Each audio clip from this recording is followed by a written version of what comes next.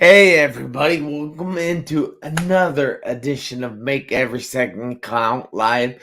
This show where we try to help you deal with whatever you are dealing with. Now, I am your host, Jeff Marconette Jr., also known as the award-winning international Make Every Second Count speaker. And I am definitely pumped up about tonight because this guy, Steve Sughrim, who is in the back room, is going to teach you how you can overcome your adversities by visualization. Try that's pretty amazing. Just by thinking about it and visualizing it, it can go away. So with no further ado, I would like to bring to the stage Steve. Hey Steve, how are you this evening? Hey, Jeff, I am blessed and highly favored, man, just like you. That is great to hear. I'm so happy to hear that. But if you would like to go through a short introduction about yourself, tell everybody who you are, where you're from, what you do, and more importantly, why you do what you do, and then I will be inviting a few people on my phone. Awesome, awesome. Well, thank you, Jeff, first Thank of you, all, Steve. for having me. This is an honor and a pleasure. My name is Apostle Steve Sughrim. I'm an entrepreneur. Just have a passion for people and, helping, transform communities around the world. That's my first and foremost passion. I've been in the industry, hospitality industry now for over I would say about 30 years and then transitioned into the technology side of things. But I was originally born in Trinidad in the Caribbean and grew up in St. Croix in the U.S. Virgin Islands before moving to Florida, where I lived for about 2.5 years and then relocated to the state of Washington in the general Seattle area, where now I've been for about 30 years. So that's my journey. I love it here where I'm at. I get a taste of all four seasons. But my journey really started, I would say, back in the islands when I realized that, there was when I realized, there was a passion for creativity, and that creativity came. I remember at age 14, in the islands, there's a lot of coconut shells, right? But I would see beauty Yeah. in people. It's just toss, people just toss it away. But I would pick these little shells up, and I would see shapes, and I would see beauty in it, and I would take them and carve them and paint on them, make little pins. That's when I realized, wow, there's something a little different about me because of the way my outlook of life and how I could take what make be considered as garbage, but I see beauty in it. And so that's when I realized, I'm here with a divine purpose. I need to pay attention to this. Yeah.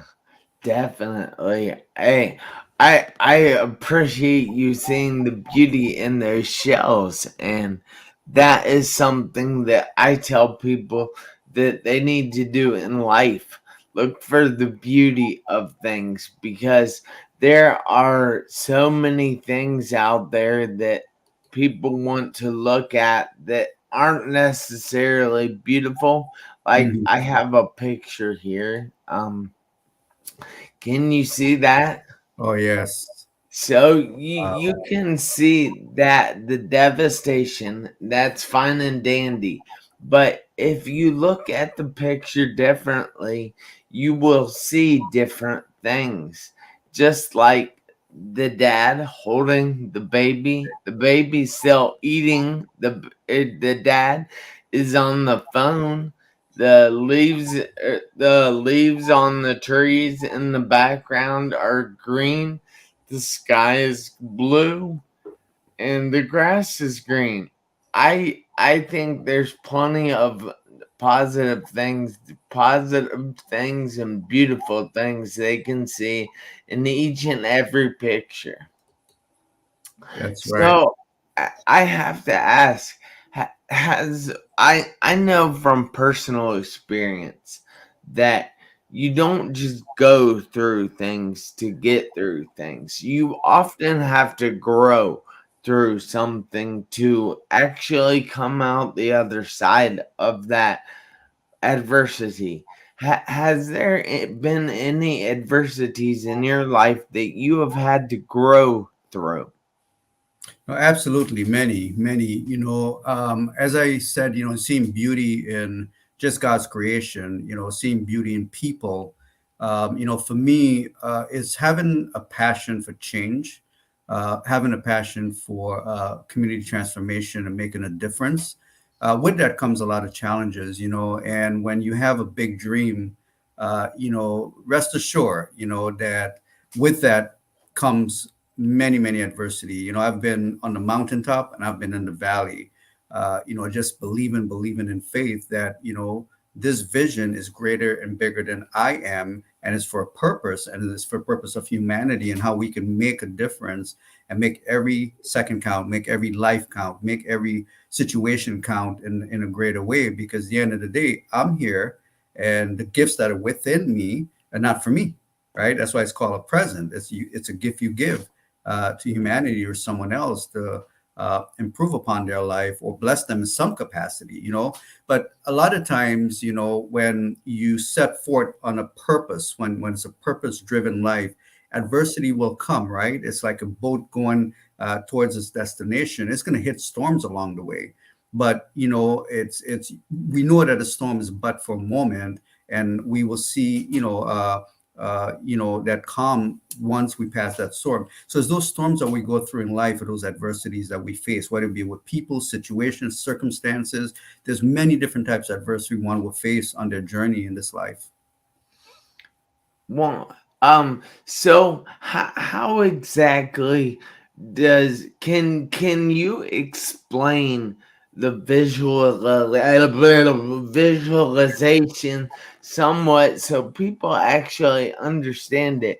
Because when I hear that, I just see like a picture of something in my mind. Mhm. Right, and that's absolutely right. Well, I can give you a live example. Okay, so I'm a chef by trade, and so here in Seattle, there's a famous chef. His name is Tom Douglas, and at that time, he was launching a line of his own spice rubs. It was called Rub with Love, and I wasn't anticipating it. So when it did finally come out in the stores, I would go and I would pick him up and I would read him, and then in my mind, I'm thinking as I'm reading, I'm like, wait a minute, I have to buy 8 different rubs, one for pork, one for chicken, one for beef, one, fish. And I'm like, man, I got to have all these in my pantry. Yes, that's my first thought. And then I said, why couldn't someone just create a rub that was versatile, was flavored profile? It could be used on any type of product, a protein or a vegetable, a starch, it doesn't matter. And so that was my thought, right? And then I started Yeah. reading the ingredients and I said, there's a lot of salt in this product. How come they didn't balance it where it's more flavorful? So, I just sort of voice internally say, why don't you formulate it? I'm like, why don't I formulate it? I was like, okay. So, I kind of, discredited that voice, and then I kept reading. Then again, I heard it loud. I thought someone said that behind me. And so I said, you know what? I'm going to do it. Okay. Because I'm being prompt to do it. So what did I do? I just took that idea that I had already in my mind looked at it. I said, okay, I have an idea for what it should look like, the logo should look like, what a product should look like. So when I ended up, it took me about 6 months in the formulation kitchen. But once I had prototypes, right, I used to literally go into the stores, put them on the shelves, okay, and visualize my products on the shelf. And at every opportunity, I will keep doing that. I will keep doing that. So then I would send samples out to buyers, and then I would check on them, right? And then I remembered because of that action, because I took action, right? So it's faith without action is a death. So I took the steps necessary.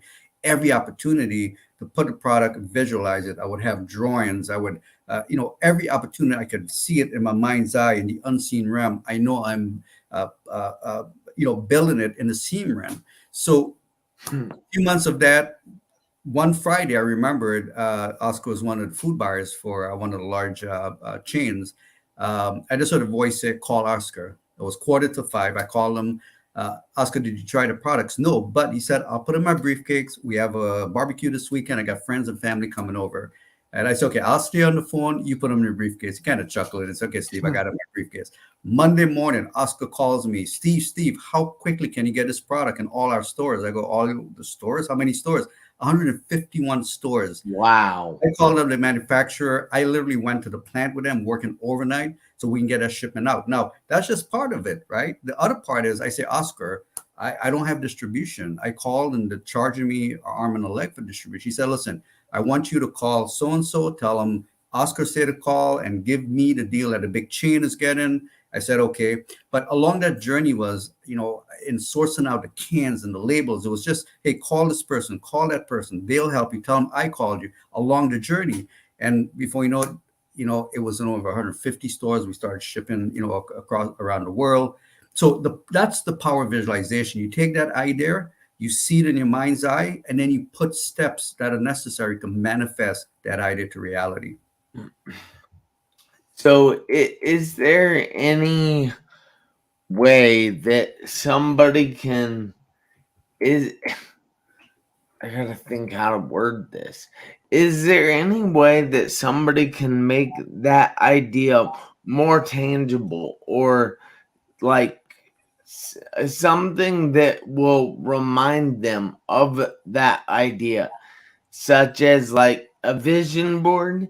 Is there anything smaller you can do to Yes. remind yourself of that vision? Yeah, so you just hit it on the nose. The vision board, it works very well. Many people manifest because of the power of visualization. So for me, it was like when I created my vision board, it was, putting all the pieces on there. Like I would put like the different cans options I had. I would put different logos when we started looking at it. And all the different shapes. But the vision board, like I'm a visual guy, and that's how I manifest stuff is on vision. I would lay it all out. Okay. And then once I have the big picture on the vision board, then you start working backwards. What are the details and the steps that you make literally every month count, every week, every day, every hour, and you working towards that ultimate goal of manifesting what's on that vision board into reality. It's a universal principle in manifestation, right? You're pulling it out the unseen realm into the seen realm, and there's so much power, and also proclamation, because while you visualize it, you got to speak it also, right? So as you verbalize what you're visualizing, there's some powers, some universal powers that are now you're telling the universe, listen, and it's going to inspire to take what you're putting out is you take the vision and the words and it just conspires to bring it into reality from the seen into the unseen. That is awesome. Now, let's say somebody like they're stuck in they think they're stuck in their world. Say, all right, so I have a lot of friends in Africa, and let's say they feel stuck in their world and they want to do more, but they can't figure out how to do more, and that is causing adversity in their life and holding them back. How can they use the power of visualization to actually overcome that? Mhm. Jeff, one of the biggest pieces in everything, right? Okay, I'm a man of prayer, and I believe wholeheartedly, okay, in that, and that's what have manifested, in everything that we do. Now, say someone in Africa, in any other country, that adversity, it is a combination of several things. Okay, so if they have no way of making a vision board, the vision board could be within their heart, right? Because they create that within their heart. They could close their eyes and visualize what they expect and what they want. Okay, because there's power in that. And then that silent prayer within visualizing it and just being thankful for it, because that's another big piece is gratitude, that you're thanking God ahead of time, right, for what you expect, right, is an expected end. So we know that there's a hope and a future for us and an expected end. So when we could take that vision within our heart and put energy, right? A lot of energy and a lot of prayer, a lot of belief in that. That's really all it takes.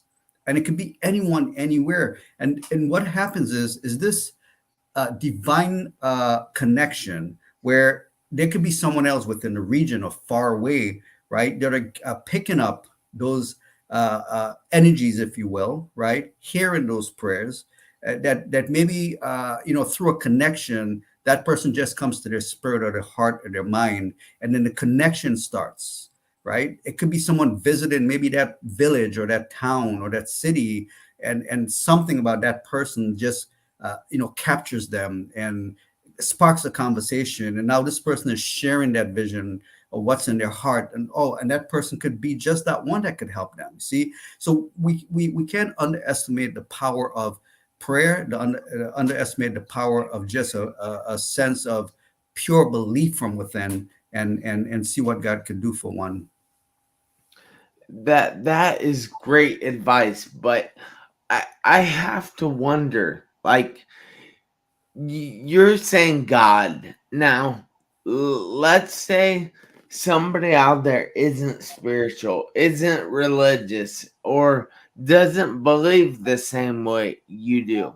How can they do it if they don't believe in the same things you believe in?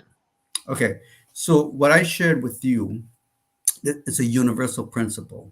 Okay, now a person, two things in answering your question. If a person, there's passion, right, for what one's believe, but then there's something called unstoppable passion that nothing can stop you. You believe wholeheartedly in whatever that vision is, whatever that product, whatever it may be that you want to see become a reality. You're visualizing within. Okay, there's action and then there's massive action.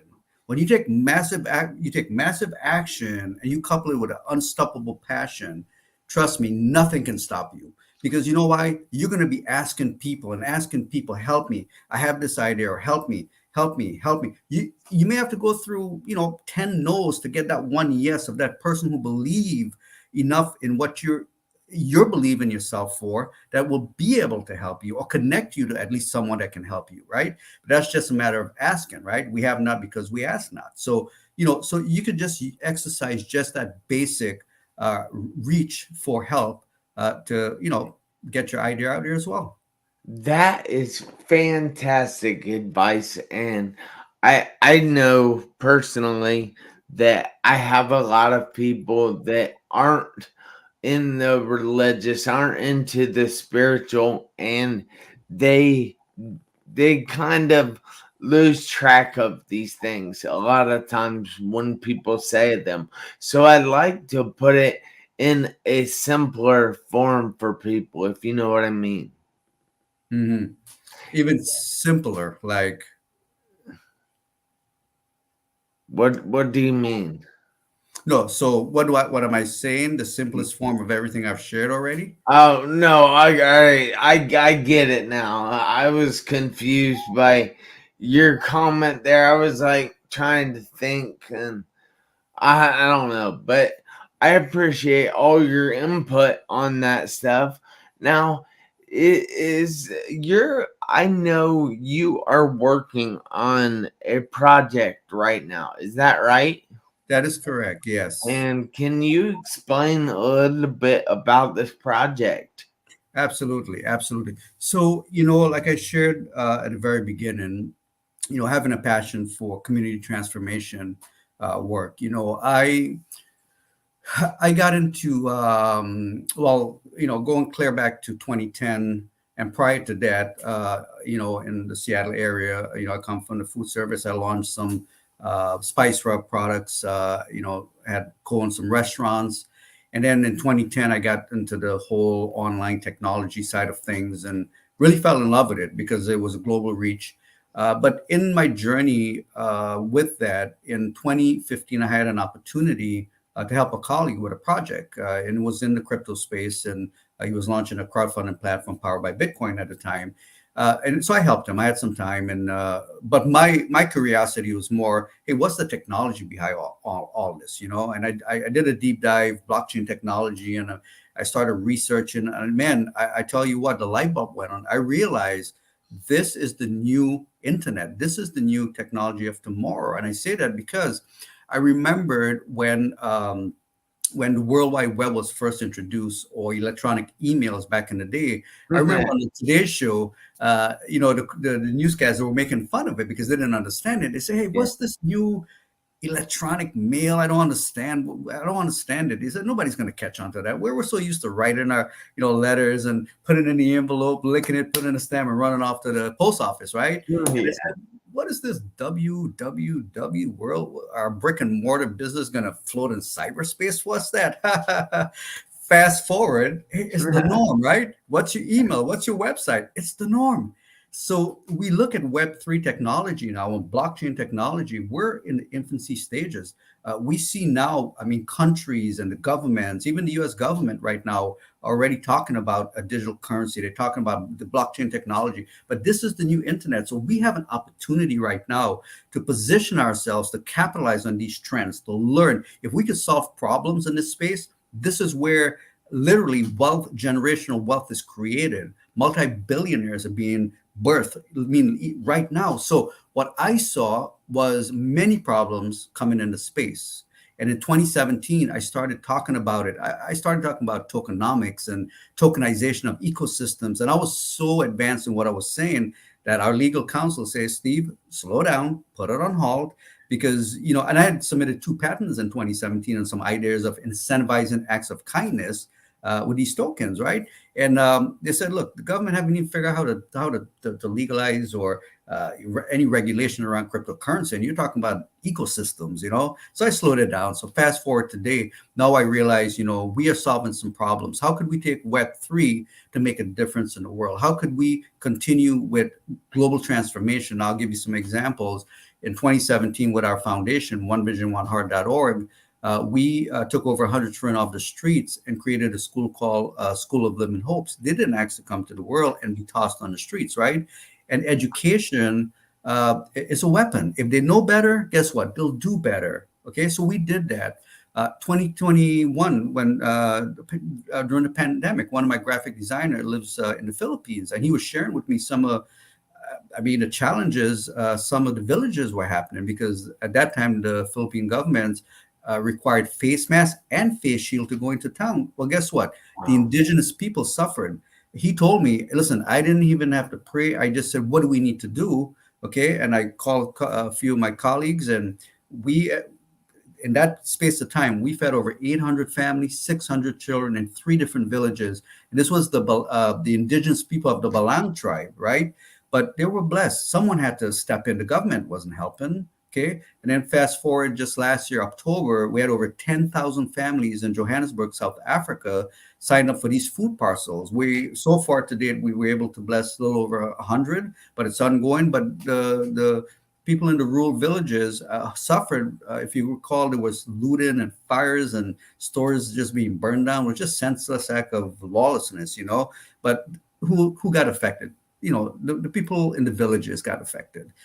So we stepped in and helped out there. So, and we'll continue doing work here in the U.S. We've been helping a couple organizations with taking homeless female veterans off the streets, homeless disabled women. On Thursdays, we go and feed the homeless. And for me, I'm more curious, what brought you here? What happened? And some of the stories are really sad. During COVID, a lot of people got hurt, lost their jobs, lost their homes, their apartments, couldn't. So they ended up in these camps. They didn't ask for it, but because of circumstances and situation, they ended up there. So now, in taking Web3, creating systems. So we're creating systems now, right, within the space, perpetual systems where this can be sustainable, where a percentage, 10% of everything we develop goes right back to the foundation for this type of work. Take India, for example, like widows are outcasts in certain countries. But guess what? They got so much that could contribute to the community and society. Let's find out, could they sew clothes? Could they make furniture? Could they make jewelry? Create a fair trade business for them. Teach them agriculture. Teach them how to start businesses with livestock and create opportunities. And this is some of the work that we're doing now, using the Web3 technology and creating systems to make these systems sustainable. So that's the work we're doing right now. And so we're in the process of heavy development. And yeah, and so we're just doing some cashback reward programs. That is amazing work that you guys are doing, because when you can help other people, you will help yourself, and Right. I find that to be extremely rewarding. But is there any way that anybody else can find out more about that project that you were doing? And then, is there any other contact information you would like to give out? Absolutely. So we are right now doing some very special to help people, and they get to help us. So what we're doing is we're developing some software, some custom. So we launched. I talked about tokenization. I talked about building a global marketplace is what we're building that are tokenized with our tokens. So we're doing some very special for people. It's called a cashback reward, and you can find that at www.mydhlife, CBR for cashback reward, CBR.com. So that's mydhlifecbr.com. So what we're doing in this cashback reward, we have several packages there, okay? And the packages, so we're given cashback equal to the package that's purchased, and we're given our Dominionaire tokens equal value at a penny. So you're getting literally double for your money, and you're getting all these products that are associated with these packages. And so what that does is we're giving away value. People get to help support the project because it allows us now to develop the software and position us now to go into our token launch. We're also into the NFT world called Kingdom NFTs. This is a whole new space, a whole new world out there in the Web3 with the metaverse. So all this is being developed, but all for the purpose, again, for global transformation in the work that we're doing. So again, and they can be reached. I can be reached at my email is simple. It's Steve at mydhlife, mydhlife.com. Very simple. Or I can be reached if you want to call me on my cell phone. I'll be more than happy. It's at I'll give it Wow. 206 302 9644. So they can reach me personally if they have any questions. I'll be more than happy to answer questions. And we have so much more that they can be part of what we're doing. And again, our whole mission is to really empower, to bless folks. And I want more people to see what we're doing, this massive global marketplace we're building out. And our goal is to help businesses and help individuals because we're building a global community, and we want to support businesses and individuals by connecting them to our community so we can all help each other and unite and come together for a difference, make a difference. That is amazing. And that is what I consider making every second count. But we're out of time for tonight. We don't have any more time to learn about your fantastic program and stuff. But if you would, please put your contact information in the comments after the show is over. And then I need everybody, including you, Steve, out there to do me a favor this week, next week, and for the rest of your life. I need you to make every second count. Why, you might ask? Because you never know when the seconds are going to run out on your one life. Hey, I'll see you guys back here next Tuesday, 7 p.m. Eastern Time. And until then, have a great night. Thank you again, Steve. Thank you so much, Jeff. God bless. Bye bye.